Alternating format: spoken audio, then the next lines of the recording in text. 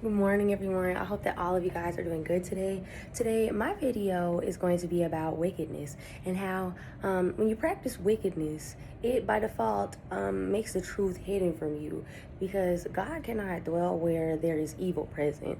Psalm 12:8 it says that the wicked walk on every side when the vilest men are exalted. Now, what does that mean?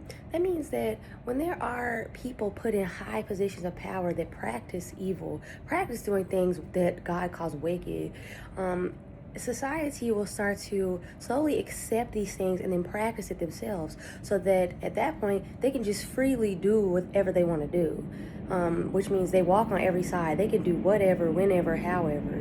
When we exalt these different people, when we erect different idols and create idols out of human beings who are put in positions of power to lead us in the way that God has called them to, but that doesn't always happen.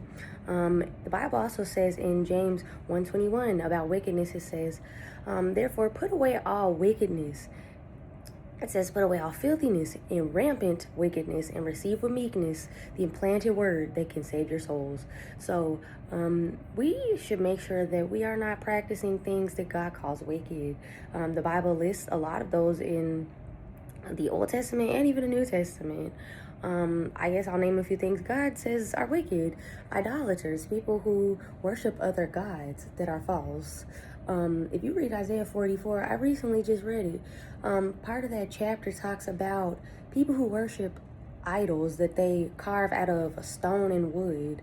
It mostly talks about idols, that are carved out of wood, but anything you like create that is, you know, something that you carved or like something that people worship that is like a statue or something, that is a false god.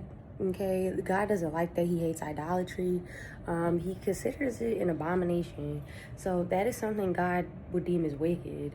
Read the Ten Commandments, any of those laws that were given.